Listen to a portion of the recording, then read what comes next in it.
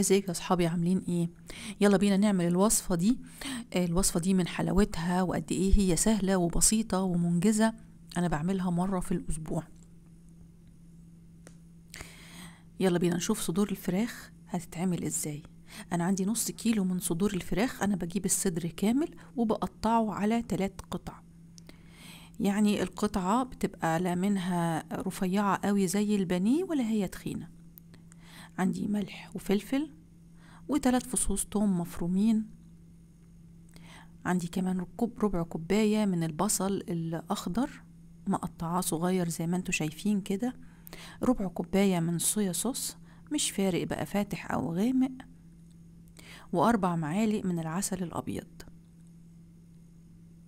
عندي كمان دقيق، حوالي 4 معالق. بنشف الفراخ طبعا، نضفتها وغسلتها كويس قوي وقطعتها زي ما انا قلتلكوا. هبدأ أرش الملح والفلفل أتبلها كده، بس يعني مش كتير لأن أنا عندي الصويا صوص هتتحط عليها، فأنا مش عايزة الأكلة تحدق مني جامد. بعمل الناحية التانية كمان. الأكلة دي سهلة وبسيطة وبتتعمل في طاسة واحدة بس مع رز أبيض. قد إيه بتبقى جميلة. ببدأ أعفر بالدقيق زي ما انتوا شايفين.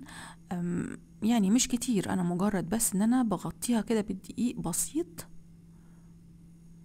والناحية التانية بس زي ما انتوا شايفين، يعني مش كتير الدقيق، ما يبقاش كتير، يا دوب تعفيرة بس كده.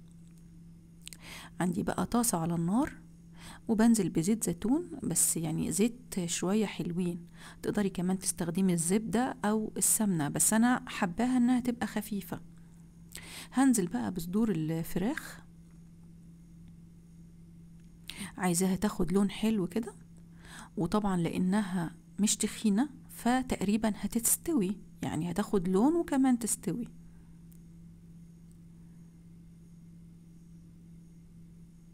يتهيأ لكم ان هي رفيعة في التصوير، لكن لا، هي تخينة، يعني ليها سمك.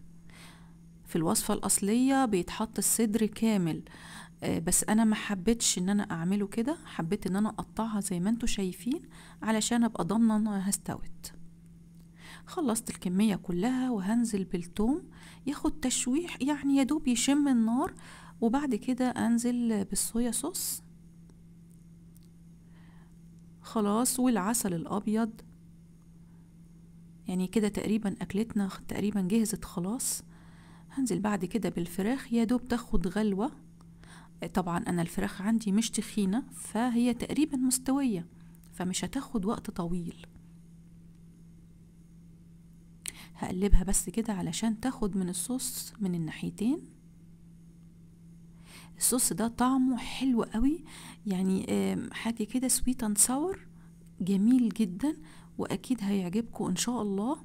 زي ما بقول لكم انا لازم اعملها مرة في الاسبوع، لانها نمرة 1 سهلة، و2 طعمها حلو جدا وكلهم بيطلبوها مني.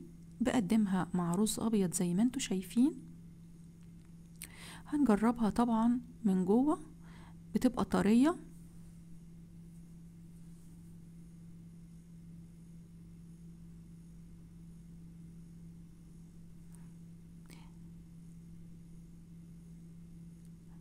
شفتوا قد ايه حلوة وجميلة. يا رب تجربوها ان شاء الله تعجبكم. يا ريت بقى اللي ما اشتركش في القناة يا ريت يشترك ويفعل الجرس. كنت معاكم نيرة سليم. مع السلامة.